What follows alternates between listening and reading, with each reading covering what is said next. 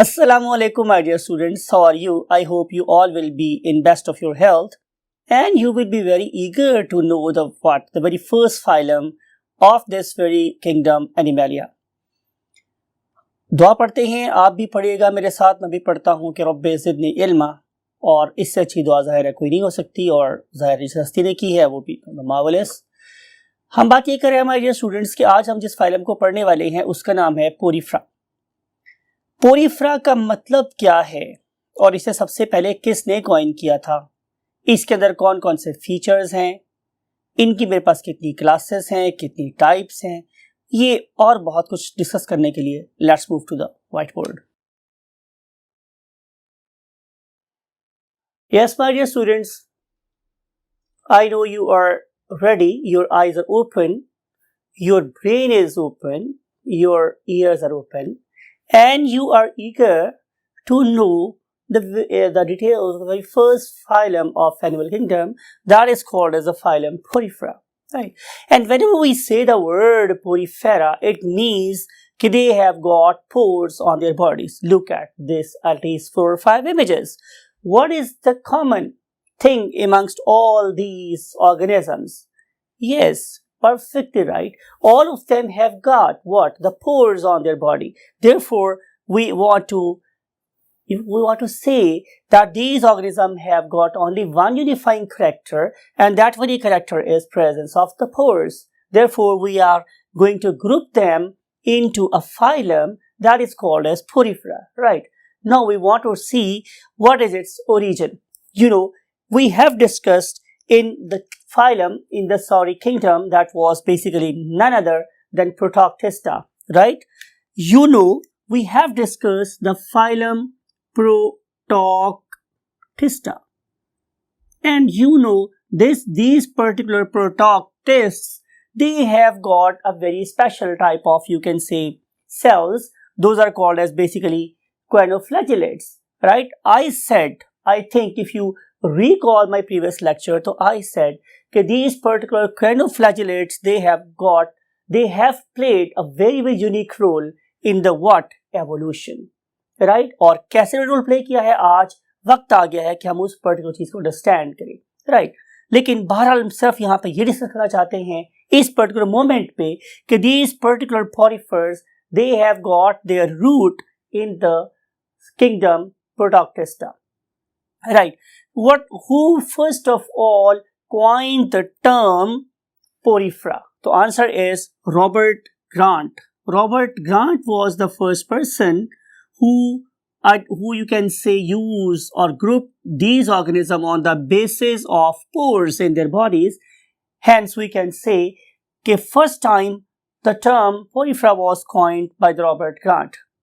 And if we want to discuss what their taxonomy क्या होती है, हमने ऑर्गेनिज्म को ग्रुप कर दिया, अरेंज कर दिया इनटू ग्रुप्स एंड सब groups on the basis of their similarities.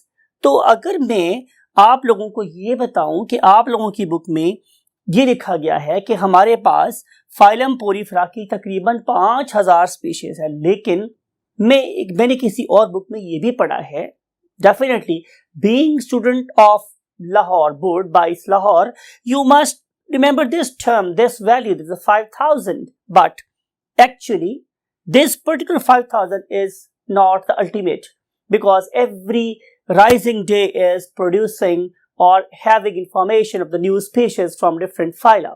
So up till now we have discovered more than 7000. It is not 7000, it is more than 7000 species. However, it is confirmed that out of these 7000 species, 150 species ऐसी हैं कि जो fresh water में पाई जाती हैं, बाकी सारी की सारी species they are marine in origin. तो ऐसे करते हैं कि हम इसके लिए 2 डिफरेंट कलर का वाटर यूज करते हैं, हम पेंस यूज करते हैं। बिगर वैल्यू के लिए हमने समंदर का पानी के लिए ये टर्म यूज की है, so that particular is marine. Whenever we use the word marine, इसका मतलब है कि ये समंदर में पाई जाती। the word is not marine, the word is marine, right? And 150 species, they are basically living in the fresh water. therefore I am using even more fresh color for it. So 150 species are existing in water. Important, none of the species is existing on the terrestrial or the land. It means these organisms are perfectly or exclusively aquatic animals. सिर्फ और सिर्फ पानी में रहती हैं. एक बात आपको और बतानी है कि वो वाली स्पीशीज जो फ्रेश वाटर में होती हैं, अगर हम ये चाहें कि वो जाके समंदर के पानी में रहें तो they can not survive, they will just die. So there is a division of habitat. कुछ स्पीशीज का habitat, if somebody asked you what is basically habitat, you must answer the address of the organism. Probability of the finding of the organism where maximum is called as what, the habitat. 150 species का habitat fresh water और बाकी species का habitat समंदर, right. अगर मैं इसकी classes बनाऊं तो मेरे पास इसकी 3 क्लासेस हैं. उनमें से जो सबसे पहली क्लास है उसका नाम है क्लास कैलकेरिया, राइट. मैंने एवोल्यूशन लिख के रखे हुए हैं ताकि ज़ाहिर है मैं भी ना भूलूं और आप भी ना भूलें. तो very first class is called as class Calcarea. And if you want to find the unifying character of these organisms, so they are basically very rich in concentration of calcium carbonate, right. जो मेरे पास दूसरी class है उसका नाम है मेरे पास what, class Demospongiae. And this very class, इसमें जो यूनिफाइंग कैरेक्टर है वो प्रेजेंस ऑफ स्पॉन्जिन है. And the third class is again its name is bit difficult, लेकिन अगर आप मेरे साथ साथ पढ़ेंगे तो it will not be difficult for you. जैसे कि मैंने पहले इसको डिवाइड कर लिया है 3 पार्ट्स में, तो मैं भी ये चाह रहा हूं कि आप इसको 3 पार्ट्स में ही डिवाइड करके याद करें. For example, very first part is hex, HEX, hex, and other part is acti, ACTI, acti, and then nellida, NELLITA. Hegs, Acti, Nelida, right? So 3 classes are number 1 Calcarea, number 2 Demospongia, and number 3 is Hegs, Acti, Nelida, right? So ये जो मेरे पास 3 classes हैं, they can be represented by few examples. उनमें से examples ही नाम लिख रहे हैं यहाँ पे. फॉर एग्जाम्पल, उनमें से एक का नाम है मेरे पास क्या, साइकॉन, SYCON, Sycon, right. Other one is Spongilla, right. Other one is Spongilla, SPONGILLA, Spongilla, right. It is the second example. And the third one is LEUCO, Selenia, SELENIA, Leucoselenia. And last one is, but not the least, is Euplectella, Euplectella.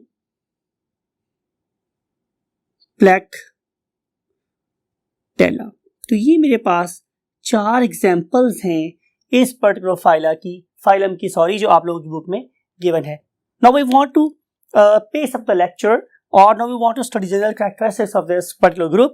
तो जो सबसे पहली बात यह है कि हमने देखना है कि what is the evolutionary status, कि ये किस मकाम पर खड़े हैं एवोल्यूशन की लाइन पे. जाहिर है मैंने इसी पॉइंट पे आप लोगों से कल जो डायग्राम डिस्कस की थी उसमें हम लोगों ने एक स्लंट लाइन लगाई हुई थी और उस पर्टिकुलर स्लंट लाइन के ऊपर हम लोगों ने सफर किया था किसका, एवोल्यूशन का. तो अगर हम उस पर्टिकुलर लाइन पे देखें कि ये वाला फाइलम का एग्जिस्ट करता है तो ज़ाहिर it is at the very beginning, बिल्कुल स्टार्ट के ऊपर. ज़ाहिर पहला फाइलम है ये, तो ये उस पर्टिकुलर लाइन के बिल्कुल स्टार्ट पे एग्जिस्ट कर रहा है, right.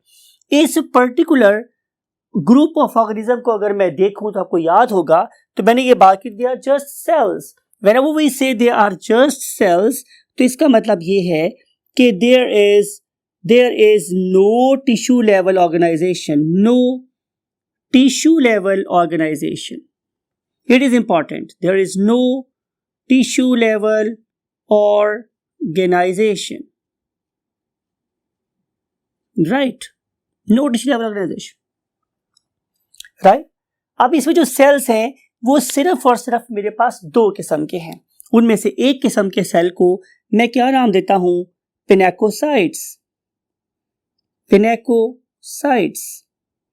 These particular cells, they are flat and they are basically protective in nature, and they are making the outermost wall of the organism, and that very outermost layer is called as nothing other than ectoderm.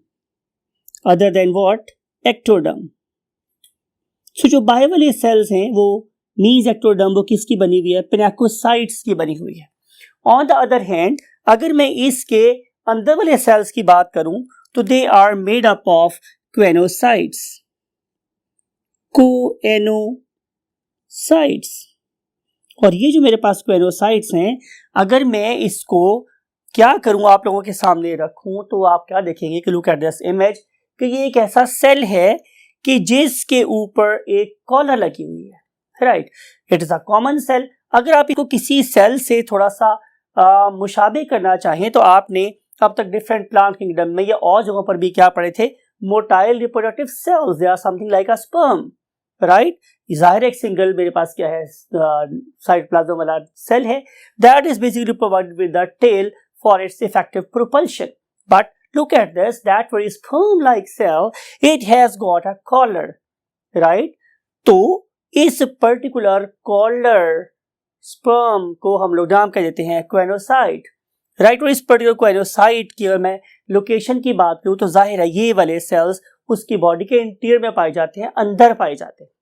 तो ये दो किस्म के sales हो गए मेरे पास total यहाँ पर है. हाँ, इनकी फंक्शनल असिस्टेंस के लिए मेरे पास इन दो लेयर्स के दरमियान में एक नॉन सेलुलर लेयर प्रेजेंट है जिसे हम नाम के देते हैं मीसेनकाइमा. और अगर मैं इस मीसेनकाइमा की बात करूं तो इसके अंदर आप लोगों को पर्टिकुलरली जो सेल्स नजर आते हैं उन्हें हम नाम देते हैं अमीबॉइड सेल्स. और ये जो अमीबॉइड सेल्स हैं, they are doing lot more functions for this class of the organisms. For example, they are playing a very very key role in the reproduction. How they are playing their role we shall discuss in the end of this lecture. So body wall basically consists of pinacocytes and quenocytes, and this particular body wall definitely have got a cavity inside, and that very cavity is called as, this particular cell basically have a cavity inside, and that very cavity is called as spongocele. Spongocele. Right. So अब हम move करेंगे next point की तरफ, and that very point is called as size and shape. Look at this. मैंने आप लोगों के लिए यहाँ पे काफी इमेजेस लगवाए हैं. Look at all these images. तो you will find कि यहाँ पे हमारे पास बहुत छोटी सी स्पॉन्ज से लेकर एक बहुत बड़ी स्पॉन्ज प्रेजेंट. इट मीन्स कि अगर मैं इनके साइज और शेप की बात करूँ तो उसमें बहुत ज्यादा वर्सेटिलिटी पाई जाती है. लेकिन जो नाम आप लोगों के माइंड में होना चाहिए, जो आप लोगों को एक बड़ा प्रेशियस नंबर दिला सकता है, वो नाम है स्टूडेंट्स स्कॉलीमेस्ट्रा. स्कॉलीमेस्ट्रा जैबुनी. राइट, और आपको पता है कि हम जीनस के नाम हमेशा कैपिटल लेटर से लिखते हैं और स्पीशीज का नाम हमेशा हम लोअर केस से लिखते हैं. अब आप इस पर्टिकुलर ऑर्गेनिज्म के इमेज को देखें. ये एक बैरल यू कैन से के स्पॉन्ज है, और आप देखेंगे इसकी जो हाइट है वो अप्रॉक्सीमेटली 1 मीटर तक हो सकती है. That is definitely a huge organism. So there is a great diversity. अब हम चल रहे हैं नेक्स्ट पॉइंट की तरफ, and that very point is called as the water canal system. आप लोगों ने देखना ये है कि आप लोगों के स्पॉन्जेस में there is a water canal system, and that very water canal system it can be very simple, right. और इस पर्टिकुलर सिस्टम में अगर हम देखें एवोल्यूशन, तो Aahista Aahista it is becoming what the complex and complex. इसके लिहाज से मेरे पास सिंपली, अगर मैं इसको सिंप्लीफाई करना चाहूं तो मेरे पास 3 किस्म का कैनाल सिस्टम है. तो जो सबसे पहली टाइप का है that is called as ascon type.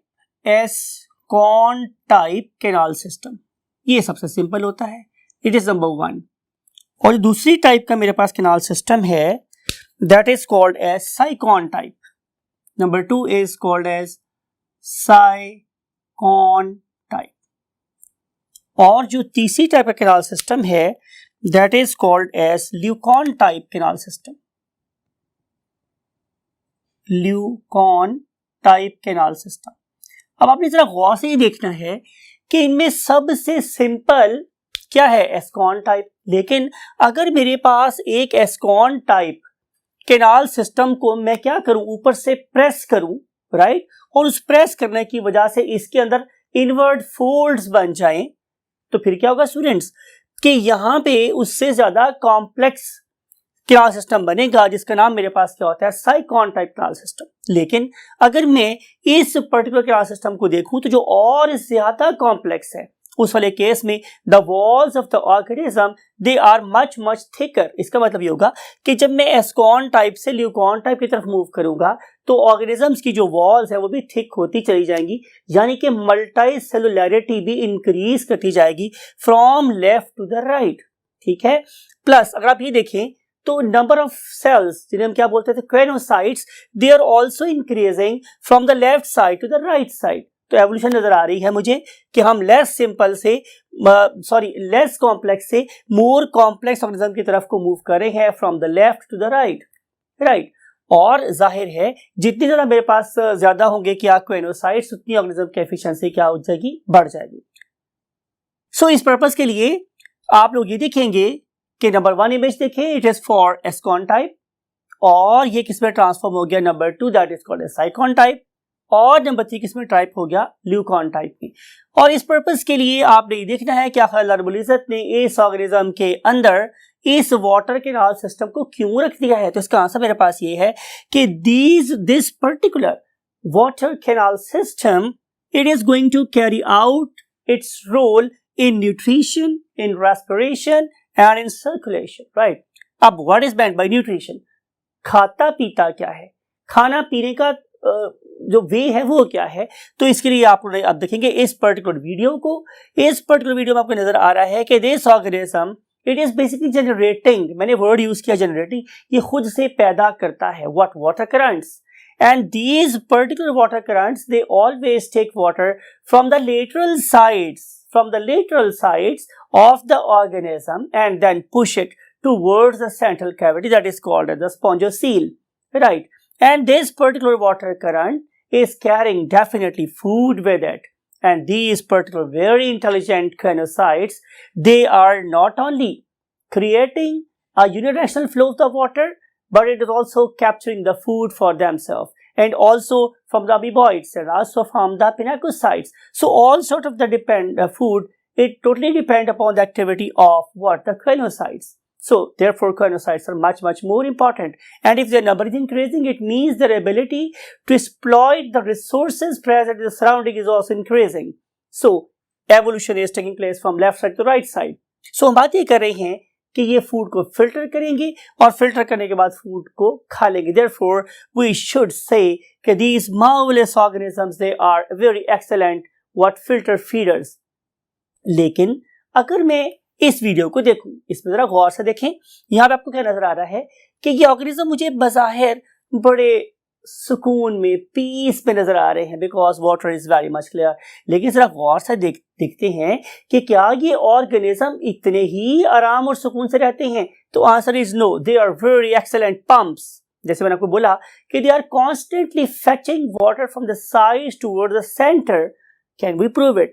Yes, we can prove it with this video. Look at this कि हम इस पर्टिकुलर ऑर्गेनिज्म के साइड्स पे यहाँ पे क्या फेंक रहे हैं? Yes, non you can say damaging और biological dye, right? अब इस डाई का सबसे बड़ा प्रॉपर्टी ये है कि इस ऑर्गेनिज्म के फंक्शंस को कोई नुकसान नहीं पहुंचता. It is important. We love the nature. We are going to spray this particular dye, fluorescent dye in its surrounding. And look at this. Right after this injection, this particular dye is being sucked in, being pumped in, and now it is getting out of the osculum or the mouth. So they are very excellent pumps. They are basically carrying out the process of filtration.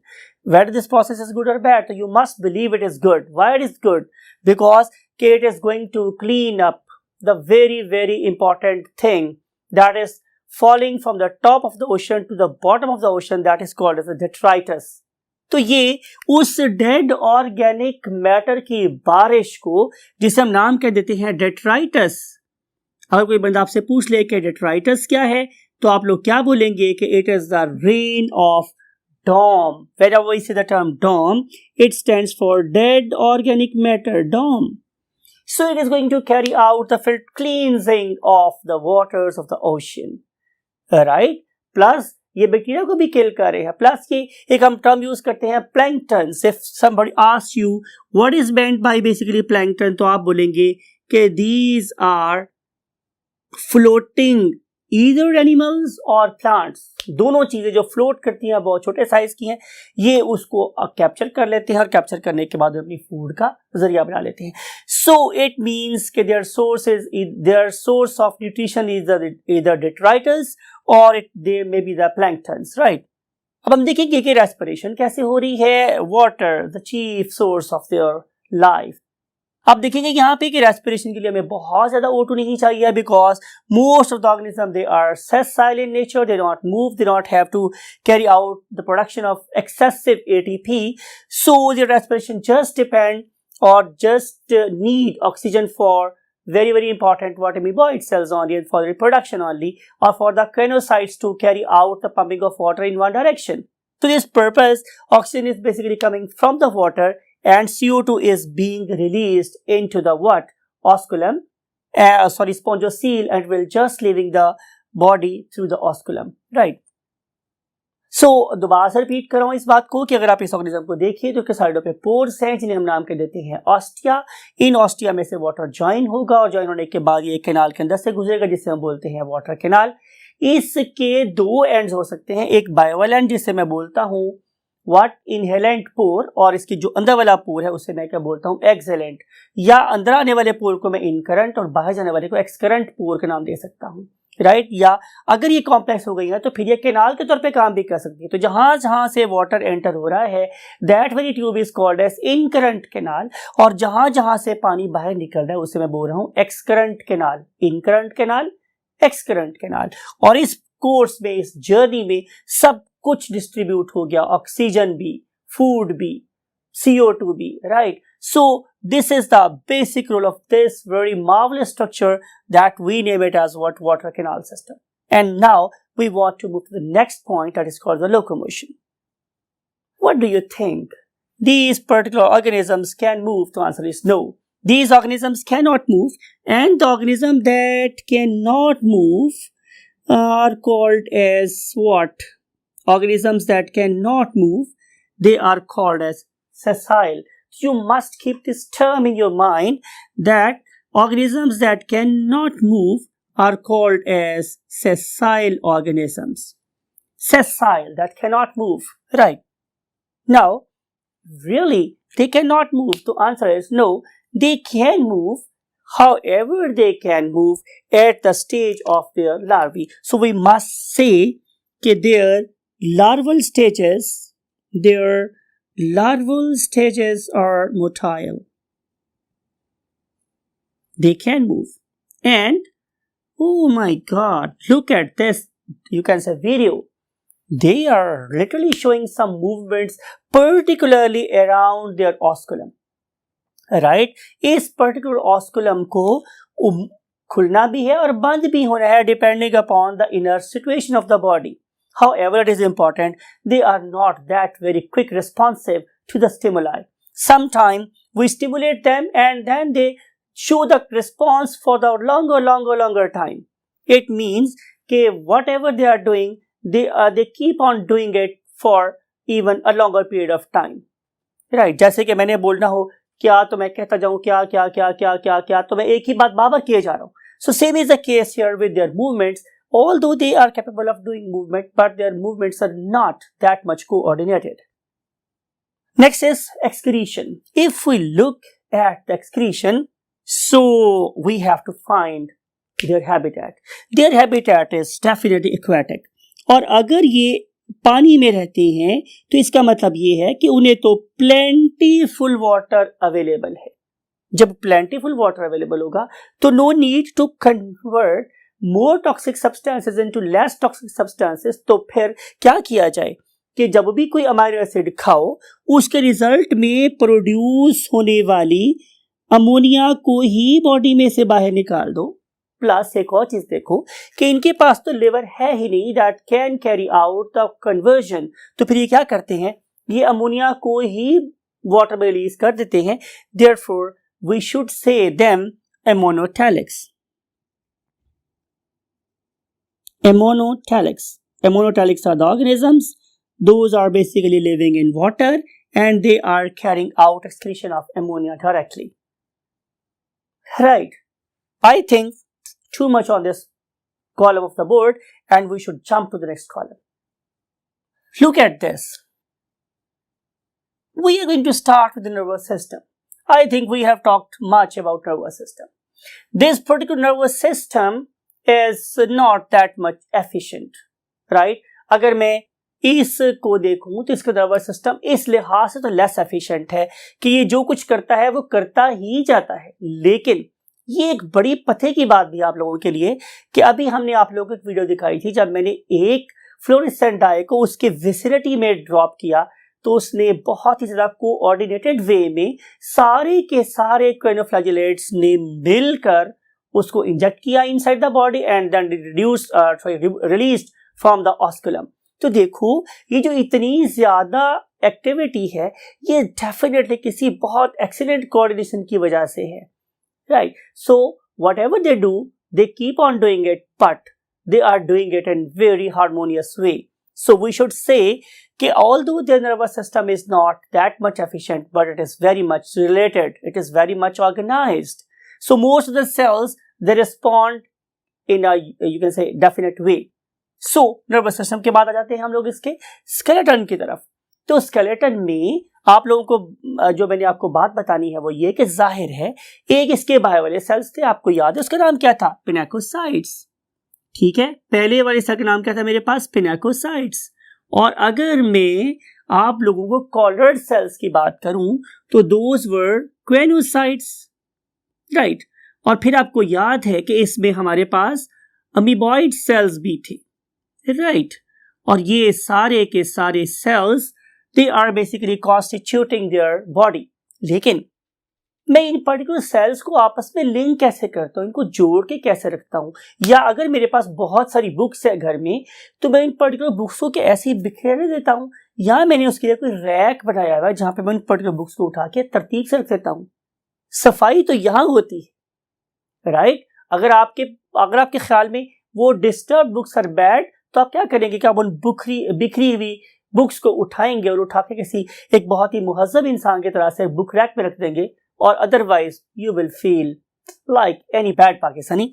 सो ये जो मेरे पास sales है nature ने उसको ऐसे नहीं फेंका हुआ बल्कि किसी खास तरीके से किसी खास पैटर्न में अरेंज किया हुआ है, और उस पर्टिकुलर पैटर्न को बनाने वाली जो चीज है मेरे पास, those are very very specific cells, we call them as a spicules, right? तो ये जो एक क्या बनाएंगे, मैट्रिक्स बनाएंगे मेरी बॉडी का, जैसे कि वो काम जो मेरी बॉडी में मेरी बोन्स कर रही हैं वही वाला काम इन ऑर्गेनिज्म में स्पिक्यूल्स कर रहे हैं. So when the spicules arrange themselves they make a specific pattern, और उस स्पेसिफिक पैटर्न पे फिर मेरे पिनाकोसाइट अरेंज होंगे, और उस पर्टिकुलर पैटर्न के अंदर वाली साइड पे ज़ाहिर है पिनाकोसाइट्स अरेंज होंगे, और इनके दरमियान में फिर घूमते फिरेंगे, मौज करते फिरेंगे कौन, amoeboid cells. So spicules they may be you can say like a single you can say needle, or they may be tri-radiated. Look at this image. तो आपको ऐसा भी हो सकता है कि आपको ट्राई नजर आए, और ऐसा भी हो सकता है कि ये ट्राई जो है आपस में कंबाइन होने के बाद फिर डिफरेंट पैटर्न्स और भी बना लें. अब हम चलते हैं लास्ट टॉपिक की तरफ, that is called as reproduction. Re means again and production is basically word to produce, यानी कि एक ऐसा प्रोसेस में ऑर्गेनिज्म अपने जैसे और ऑर्गेनिज्म प्रोड्यूस करता है, that is called as reproduction. और रिप्रोडक्शन की हमारे पास दो टाइप्स होती हैं, कोई नई बात नहीं, आपने ग्रेड 9 10 में बहुत पढ़ के हुआ इस बात को. One of them is called as asexual reproduction. In this case of asexual reproduction, we don't have to have two organisms. We can have only one organism, and that organism can give rise to many other organisms like it in a very less period of time. So it is a very quicker way of reproduction. So what are the possible 2 or 3 ways? One of them is called as budding.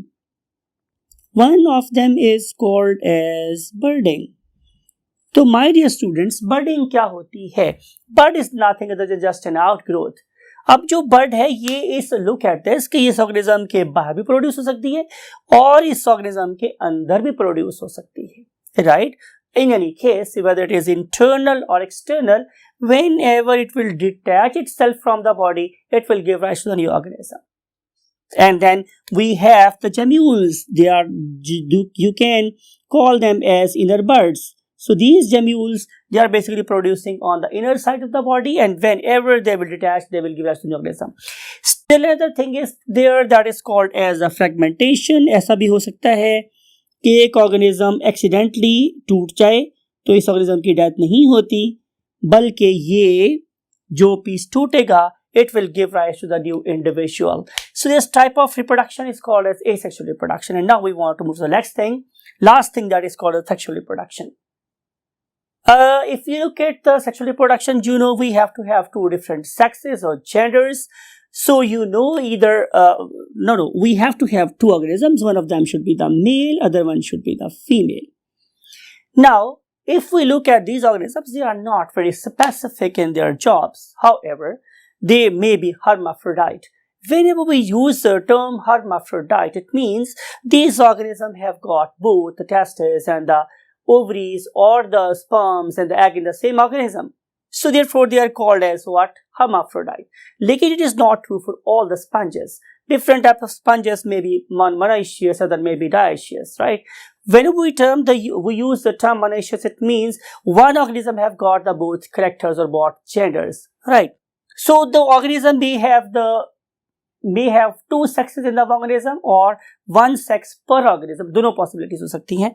So अब ये provide क्या करेंगे? They will provide me the sperms and they will provide me the eggs. They will provide me the sperms or other ones may provide what? The eggs, right? और जब यहाँ से sperms produce होंगे तो दो chances हो सकते हैं. पहला चांस क्या हो सकता है कि ये वाले ऑर्गेनिज्म अपने ही बॉडी के एग्स को फर्टिलाइज कर दे. अगर ऐसा हो तो it is called as self fertilization. Although it can happen but it is not encouraged. It is not appreciated by the nature. Nature always like in the recombination of the genes. Therefore, most of the time the sperms travel from one organism to the other organism, despite of the fact that both are hermaphrodite.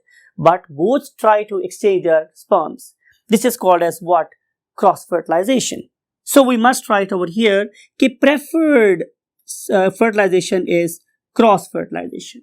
And nature always discourages self-fertilization. Now, when sperm combined with the egg, we have nothing other than the zygote, right? और अगर ऐसा हो कि एक zygote किसी भी stage पे रुके बगैर एक एडल्ट ऑर्गेनिज्म में कन्वर्ट हो जाए, मेच्योर ऑर्गेनिज्म में कन्वर्ट हो जाए, तो मैं इसे बोलता हूं कि डेवलपमेंट वाज डायरेक्ट. लेकिन अगर इसमें डिफरेंट स्टॉप ओवर स्टेजेस आती हैं, राइट, कि मैंने एक रास्ते में चला फॉर एग्जांपल और मैं एक खास स्टेज पे जाके रुका, वहां पे मैंने फिर एनर्जी को गैदर किया, रिसोर्स को गैदर किया और डेवलपमेंट मैंने कंटिन्यू की, फिर मैं एक और स्टॉप पे जाके रुक गया, जो एनर्जी मेरे पास पहले स्टोर थी वो यूज हो गई, कंज्यूम हो गई, तो मैं दोबारा से एनर्जी के सोर्स को गैदर कर रहा हूँ, इकट्ठा कर रहा हूँ और फिर मैं क्या किया, मैंने डेवलपमेंट को कंटिन्यू किया और फिर अपनी फाइनल मेच्योर स्टेज जाके रुक गया. तो इस किस्म की डेवलपमेंट को हम बोलते हैं इनडायरेक्ट डेवलपमेंट. तो याद रखने वाली बात यह है कि ये जाइगोट इस वाले केस में किस तरह मूव करता है, इनडायरेक्ट डेवलपमेंट से पास हो रहा है. It pass through indirect development और इसके अंदर जो डिफरेंट किस्म की लार्वी बनती हैं उन लार्वी के नाम आप लोगों ने याद रखने हैं, right. Although it is not important for you at this level, but अगर मैं आप लोगों को उस लार्वी के नाम बता दूं तो definitely it will not B that bad, right. तो जो मेरे पास डिफरेंट किस्म के लार्वी हैं उनके हम नाम कहाँ लिख सकते हैं? चलें कोशिश करते हैं कि हम उन लार्वी के नेम्स यहाँ लिखते हैं.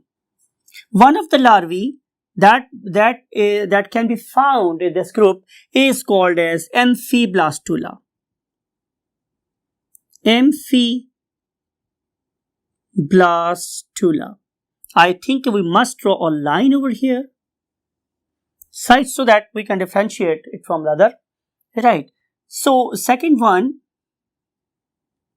Very first is Amphiblastula, and the second one is Parenchyma. Parenchyma larvae. और स्टिल जो मेरे पास थर्ड किस्म का लार्वी है उसका नाम है ट्रैकिनेला larvae. ट्रैकिनेला.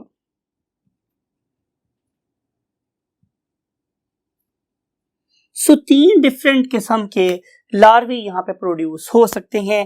One of them is called as amphiblastula larvae, other one are called as parenchymula larvae and last one called as a trachinula larvae.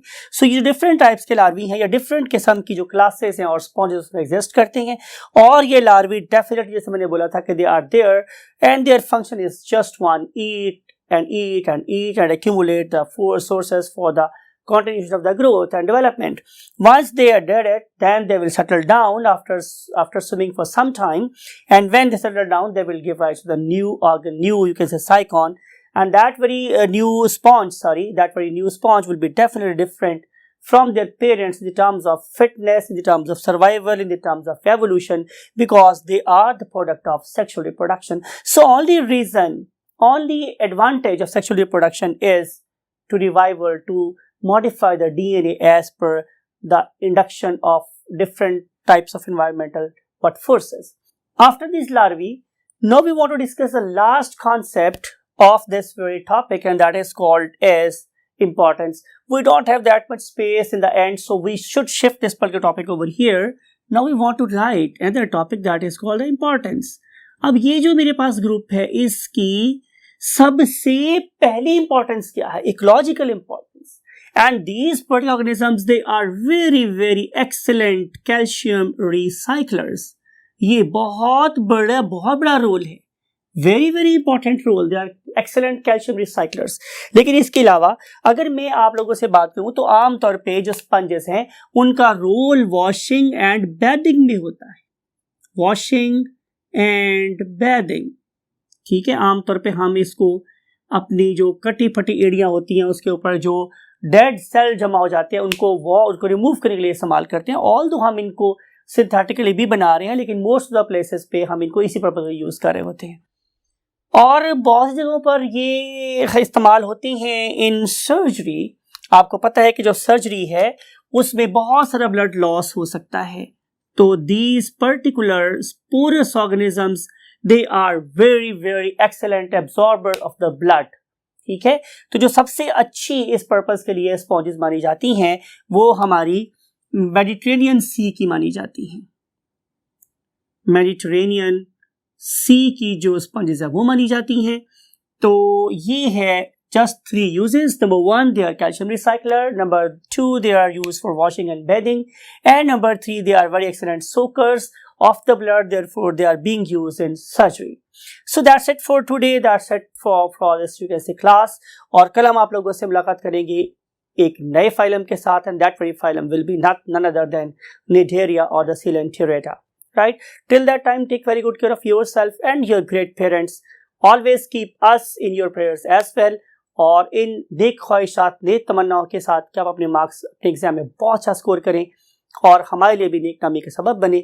मैं चाहूँगा आप लोग इजाज़त और कहूँगा आप लोगों को अल्लाह हाफिज़.